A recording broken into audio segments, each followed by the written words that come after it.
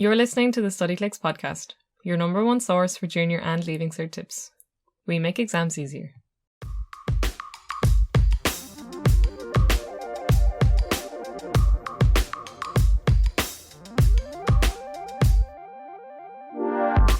Hi and welcome back to another episode of the Studyclix podcast. You're here again with your hosts Nessa and Eimear. If you haven't listened to us before, we're two sisters who work for Studyclix. Yeah, we reel out those tips and advice. We've been to the exams ourselves. We've done pretty well, so we always have a good few tips to give out to those students who are looking to do their best. Yeah, we've been through the system. We've made those mistakes. We've come out the other end. There's light at the end of the tunnel. We're here to reassure you. Yeah, and today's episode is not so much about really study advice or anything like that, but it's for those of you in sixth year who have the prospect of the CAO coming up. CAO. It's 3 letters that might haunt you a little bit. And so you probably have the application coming up, and it can be really daunting because there are some people who are lucky enough to have known what they want to do since they were 4. You know, they want to be a vet and they're going to be a vet. And that's great. If you're one of those, if you're one of those people, then fantastic. Count yourself lucky. Good for you. But I think both of us were the kind of people who really had no idea. No. And really couldn't find anything like, okay, yeah, I kind of like this, but do I want to study it? I do that for 4 years, Yeah, and it's really tough then because you're 17, 18, 16 even, and then people are kind of like, oh, what do you want to do? What do you want to do? Suddenly it's the only question you get asked anymore at family events, and then you dread having to say it because you're like, oh, I don't know yet. And then people are like saying like, oh, have you thought about being a teacher? And then you have to have this conversation 100 times and it can be really tough. So if you're in that position, we 100% understand, but there are a lot of people who don't know either. And there are a lot of people who still don't know. They might have gone through college and are still figuring out. And there are people who choose something and then 20 years later they change. Yeah, and I think that's common. A really important thing to remember, that the choice you make now, it doesn't mean that you have to do whatever you choose for the rest of your life. It's so easy nowadays to just change your career path whenever you want, really. So many things out there to help people who just decided, actually, John, this isn't what I want. Yeah, just don't get bogged down with the whole thing. It's try not to think of it like, okay, you have to pick this one thing and that's what you're doing every week, 40 hours a week for the rest of your life. I mean, that sounds so dramatic. Don't think of it like that. Yeah, and I think a lot of the time it's kind of people put the pressure on you like, oh, you have to do something that gets a lot of money, or else there are jobs in Ireland. Yeah, or then you have the opposite side of the spectrum of people to being like, oh, don't ever do something just for the money. Do something you love and then you'll never work a day in your life. Yeah. And then you're so conflicted and you don't know who to follow and what to do, and it's really hard. So it's important to evaluate yourself. Maybe find a nice balance. Okay, like this is something I like and I think I would enjoy this and get personal value from it. But also it's something that is probably a pretty stable job and it's easy to find a job like this wherever I want to go. And I know that sounds like the perfect job and it mightn't even exist, but just try to think of all the different aspects of the career that you want and whether they suit you and whether it's possible and whether that's something you would enjoy. Yeah. And the thing is also, in this 21st century that we're living in, there are so many jobs being created literally every day. Yeah. Like if you look on places like LinkedIn, where there are all these different jobs being offered, the amount of social media manager positions didn't exist. Like this didn't exist 10 years ago. Yeah. And now it's a position. There are millions of positions like that worldwide. So you're qualified just for growing up with it. Yeah. And there are going to be so many positions like this by the time you're ready to go into the working world, that jobs that just don't even exist right now, but they will when you're there, and you might be qualified and it might be the perfect job for you. So don't worry if there's nothing that's kind of jumping out at you immediately now. Like you might just work your way into the perfect job for you. You have time, you have so much working years of your life ahead of you, and everything doesn't have to come down to this one decision that you make now. Yeah. So with that in mind, when you are trying to choose a course, I I think one of the important things to do is to definitely choose the course as opposed to the college or the university. Yeah. And that's a trap that a lot of people fall into, because you might find your perfect course, but it's in a college that none of your friends are going to. Yeah. It is like, you don't want to go follow all your friends or follow your boyfriend or girlfriend, the latter one being a very dangerous one.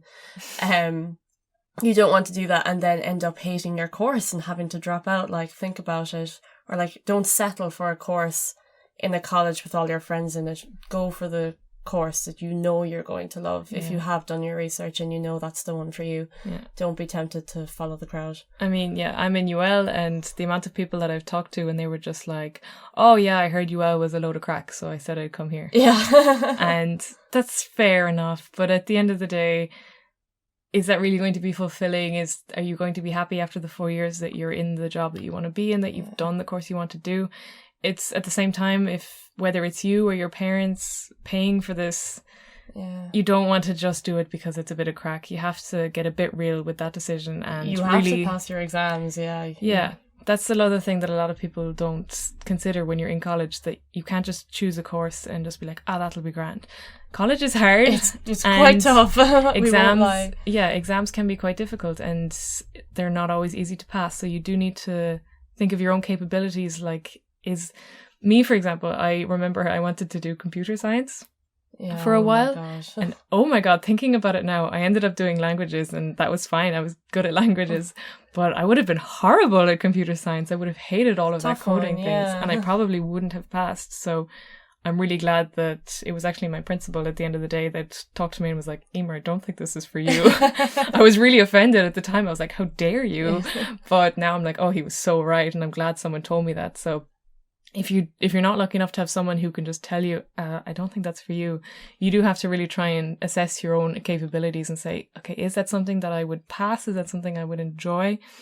So yeah, remember to evaluate all the courses and then choose the course as opposed to the college.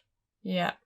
So if you're still at the stage where you're like, okay, what do I do? Because I remember being in like 6th year and going to a career guidance and kind of having a fair idea, but not being too sure of myself, and the career guidance man giving me really conflicting choices.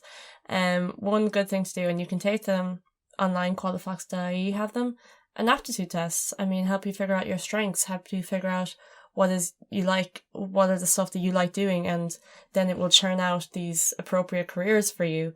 Stuff that you might have even thought of. Yeah, exactly. Yeah. So they're well worth doing. I mean, you mightn't take anything from it, you might. But it's definitely something worth doing. Yeah. And if careers come up that you would never have thought of, don't dismiss them immediately just because you don't think it's for you. Like, for example, if architecture came up and you were like, what? That's something I would never do. God, that's so silly. Yeah. Really think about it and think about the skills you need to be an architect. And it's like, oh, actually, yeah, I'm good at that and I'm good at that. And maybe that is something I would like. Don't just dismiss things because of preconceived ideas that you might have about that.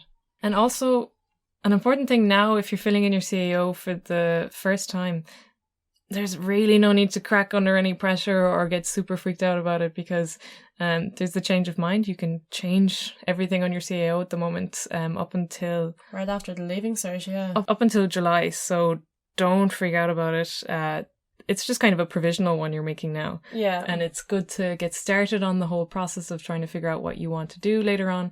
But remember that you can change it, so right now isn't the time to be freaking out. Yeah. So a second point we want to make then is don't concentrate solely on points. I know a lot of people might be scared away from putting certain courses on their CAO form because like, oh my God, there's so many points, I'll never get that. Yeah. Or the other way around. People are used to getting like 580 points and then they're like, well, it's a waste if I don't do medicine. Yeah. Or things like that. Like it's not embarrassing, or it's nothing if you put down a course that needs a lot less points than that. You're not less valuable as a person. A lot of the time with the course, what the points mean is just that the course is less popular and there's less people, there's less demand for that course. It doesn't necessarily mean that it's a course that requires less intelligence. Yeah, absolutely. And intelligence is so immeasurable like that. There are so many different types of intelligence. So just because you can get 580 points doesn't necessarily mean that you should be doing those high courses like medicine or veterinary. Don't or think about like it that. as a waste. Yeah. Yeah, just don't focus on points. Don't say, okay, I have to do that because that's what I'm capable of.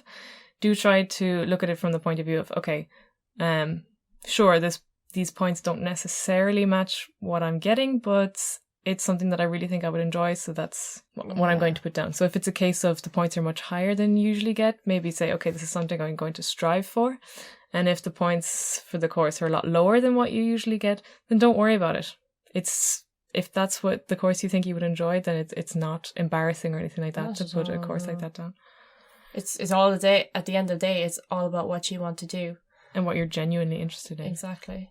On the other end of the spectrum then, if, the course that you want is always, the points are always kind of higher than what you're getting, and you're a bit too afraid to put it down, like, oh, I'll never get those, like, so I might as well not put it as number 1 on my CAO because I'm never going to get it. Don't do that. And your teachers or your career guidance teachers will tell you about this. Always put your courses in order of genuine preference. If the course that you really want is the high points one that you don't think you'll get, still put it as number 1, because if you don't get it, it will just go down to number 2. But if you didn't actually put it there and you end up getting the points, you won't get the course because it wasn't on your list. Yeah, and putting it as number 1 is also like a good goal, even if you don't think that you're really capable of getting it. Putting that as your number 1 in your CAO is still kind of like, okay, that might be really difficult, but that's my goal now, and I'm going to do really well and really try to achieve it. And then if you don't get it at the end of the day, make sure that your second course is still something that you would still get a lot of value from and something you would still quite enjoy. And fill in the whole thing, keep going down even to the 10th.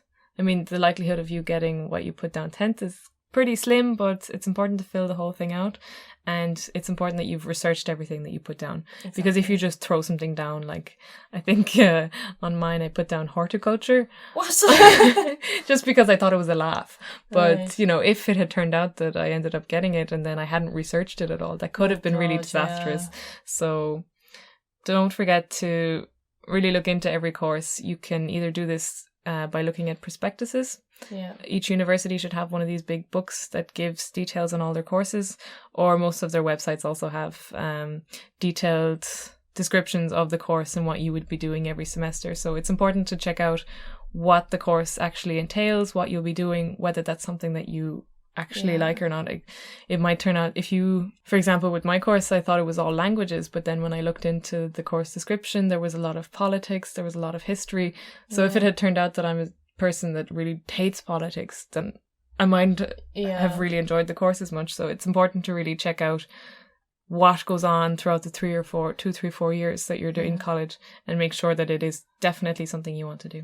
And sometimes doing that kind of research can be kind of a bit confusing. I'd say if you're lucky enough, if you know someone who's actually done the course or someone who can put you in touch with it. I know my friend's sister wanted to do the same course as me, so she this girl who was doing her leaving cert at the time that I was in second year, and she's like, oh, what's the course like?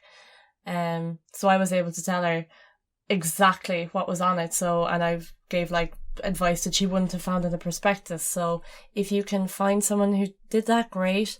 If not, I'd really recommend from the prospectus or from the college website finding the course director and their email and emailing them just for a little bit more information. They could possibly put you in touch with someone. But I remember just being very afraid of emailing people. I remember Mom was telling me lots, do not just have you emailed the course director yet? And I'm like, no. As if sending an email is a really scary thing. Yeah, I mean, some course directors are very unresponsive and they have a lot going on, so they mightn't have the time to reply to you. But there's no harm in sending it and trying to get more information. A lot of them are very friendly and are very excited about getting students into their course. So they will be usually very ready to help and ready to give advice. Yeah, I know from when I did actually email the course director that she was able to tell me there was a taster course going on over the Easter holidays, and if I hadn't emailed her, I wouldn't have done it. And doing that taster course is what was the final nail in the coffin. Yes, this is what I want to do. Oh, cool. Yeah. I didn't know. You never know. Yeah. And one final point on researching your course that's very, very important is make sure that you fulfill the entry requirements, because sometimes the course will have certain requirements, like you need to have a certain grade in a certain subject, or you need to have a certain amount of subjects. I know some science courses need you to have 2 science subjects, so there's no point putting that course down on your CAO list if you only have 1 science subject. Things like that. So make sure to check all of the entry requirements and make sure that you fulfill them, because there's really no point putting those courses on your list if you can't. Yeah, those are important things to know. And those requirements you can usually find either on Qualifax, CAO.ie, or on the college website. Yeah, another thing to consider, and also it's kind of daunting or scary if you're, like we said, 17 or 18, but you do need to be considering careers and jobs. You might notice that, like, Ireland's economy isn't the same as it was 10 years ago. The jobs have different availabilities, or there's more jobs or less jobs than there was before. It's constantly changing. So it is really worth, again, with the research, it is really worth looking into how many jobs are going in the thing that you're applying for, or the industry that you're applying for. Is there jobs? Might you need to immigrate? If you do need to immigrate, is that something that you're okay with? Do you want to live in another country? Do you think, will that job still be there in 10, 20 years' time? Like, how is it looking with the way technology is progressing? Yeah. It seems like a lot, but it's well worth just doing a bit of research into. Yeah, I just have a little thought about it. Or doesn't need to... have a little think about it. Yeah, it doesn't need to be too deep, because obviously it's hard to predict the future. Yeah, of course. And then finally, just, I guess, a few final details that you should remember when you're doing your CAO application. The deadline is always the 1st of February at 5:15 usually. Random time. You should get all this information from your career guidance hopefully counselor, but if you don't, just remember that. Also, all of this information you can find on cao.ie. The application costs €25 if you do it before January the 20th. And if you do it after, it's €40. So save that 15 quid. Try to do your research a bit earlier and get it in there before the 20th of January. It's a bit handier. Yeah. Another important point to make, and I think it might seem really obvious, but it has happened in the past. So if you're putting down your course, if you're writing it or if you're typing it in, make sure the code is written perfect, that you don't have a letter or a number wrong. It has happened to someone before that they put like an I instead of an L and they got the wrong course completely. Yeah. So it might sound silly, but absolutely make sure that you have put down that the course code or the name of the course perfectly as it's written. Yeah. And just for when the offers do come out then in August, an important thing to remember is that there's the first round offers, and then there's a second round offers, and then there's a third round offers, and I think they're called something different. It's like second and second again. I can't remember exactly, but basically there are 3 different offers, and the first one, if you don't get what you want in the first one, there is the second round, and then you might get offered something that was higher in your preference. Maybe you get offered something in the first round that was like your second or third, and then in the second round you can get offered a course that was higher in your list. So it's not the end of the world if in the first round you don't get what you were hoping for, because these things can change all the time. Yeah. So many people I know only got in the second round, so yeah, don't be too afraid of it. Yeah.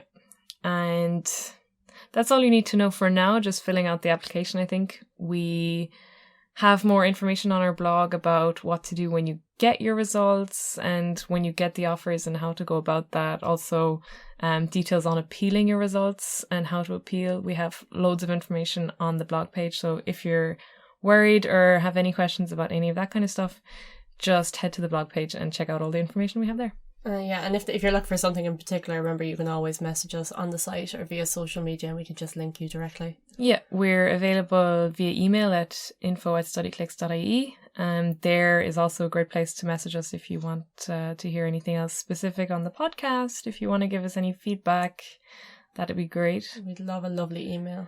And then social media is what Nessa's in charge of. So I'm in charge of Studyclix's Facebook, our Twitter, our Instagram, and our Snapchat, and of course there's messaging features in all of those. I'm always on the other end, always have my phone in my hand, so if you have any questions you can reach us there.